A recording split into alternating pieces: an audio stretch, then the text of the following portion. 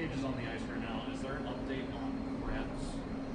Update on Krebs is he is out of protocol. He has skated, and we're excited that he's moving forward and back on the ice, and will integrate with us tomorrow when we get back. So is the plan to sort of just keep him up in the NHL for now until, and just, I'm sure it's fluid, but at this point to at least get him back in the group? Yes, the plan is. We will, we'll when we get back tomorrow, we'll see.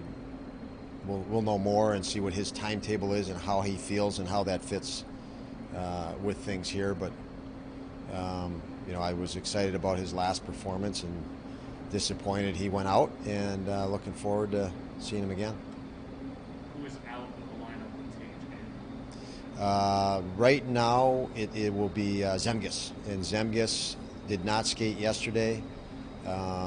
He's dealing with some nagging issue, and as a result, we'll bump him out, and hopefully that resolves quicker or quickly, and he'd be right back in there if that's the case. But it was an easy decision on that. We didn't have to remove a guy that was a healthy scratch. It's a good situation for Zemgus to take the time to see if they can resolve this. Tage is Sabres candidate for the last men-in voting for the All-Star game. What would, if he gets that opportunity, how beneficial do you think that would be at this stage of his career? I know you touched on that with Darlene before that was an official. Yeah, very, very similar.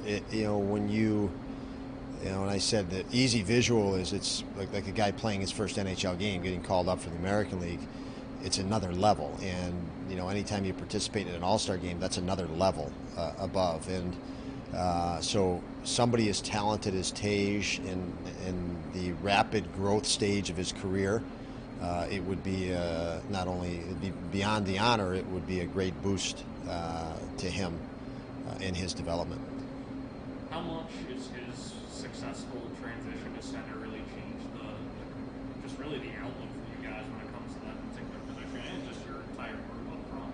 Yeah, it has. I mean, shifting him to center, and it's just exciting to see.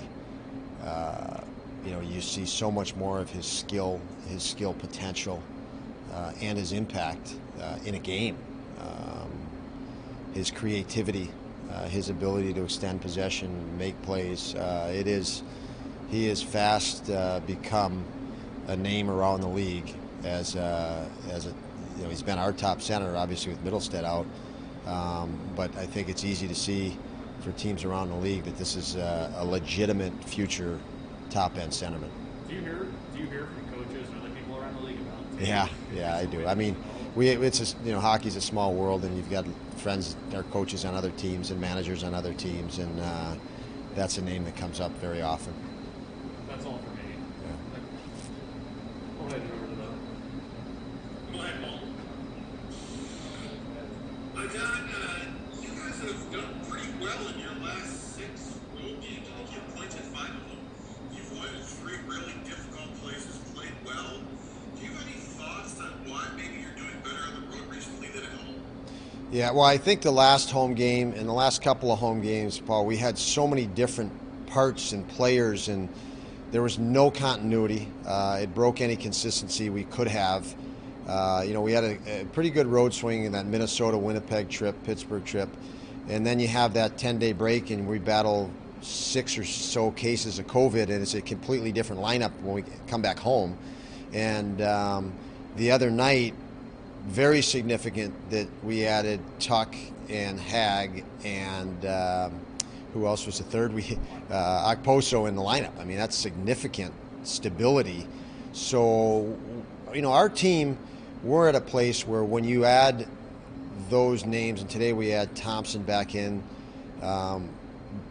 we just have had an unstable lineup. I mean, just look at our goaltenders. When we have a stable lineup, the results are dramatically different, I feel. If you just look at even with number 1 goalies that we've had in there, that provides a different level of stability, and the statistics are dramatically different when it comes to that. So that is probably the biggest challenge in it all, I guess, Paul.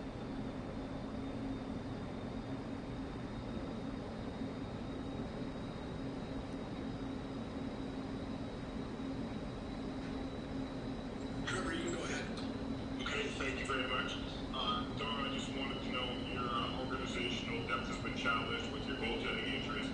First of all, do you recall ever seeing anything like this before? And second of all, how do you think they're handling it? And the guys are performing in front of whoever plays on a given night right now. Yeah, I guess to start and answer your question, I haven't seen anything other than this since I took over last year. We had 6 or 7 goalies last year, and we're on the 6th one already this year. So it's the new normal. It's been just craziness with respect to goaltenders.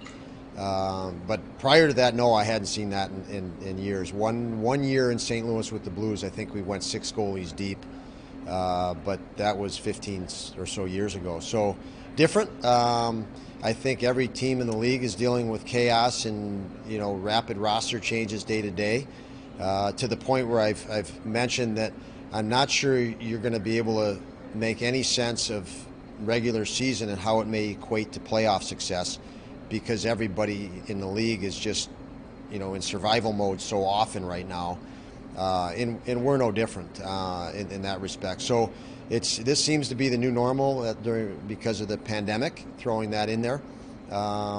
It's like everybody has double the injuries or more, and you just deal with it. But it is super nice, as I mentioned, when you get players back in the lineup.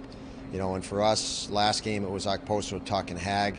Tonight it's Thompson back with those 3, and it just feels nice to be able to do that. And you have all these guys on paper, you get excited for them, and then you look at it and 5 or 6 are missing all the time. So I think every coach in the league feels the same way. You just hope at some point you get a full roster to play, and we're no different. With a lack of familiarity with the goaltender and who might be playing in front of them or vice versa, how are you finding the chemistry working on it? Are there any problems in that area? Yeah. With unfamiliarity?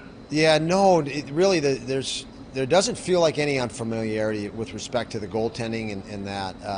The system in front of the goaltender, up and down the 200 feet of the rink before it gets to the net is not changed. And, that is 95% of everything right there. So you put in a different goaltender, yeah, there's a little bit different style, but we really can't change the whole system based on, goaltender style. So it hasn't affected the rest of the game for our players, and that's a good thing. Thank you. Yep, you're welcome. I'm sorry, we had a little trouble hearing that. As far as Peyton goes, today was his first day back on the ice? He skated yesterday, Bill, and today again. So he's had 2 days, but he missed, 9 or 10. We're throwing Tage back in here and see how he goes, but he's only missed 5. So that's really the big difference. Why we wouldn't, accelerate Krebs into a lineup immediately. Just the duration of days he was quarantined and couldn't skate. Thank you. Yep, you're welcome.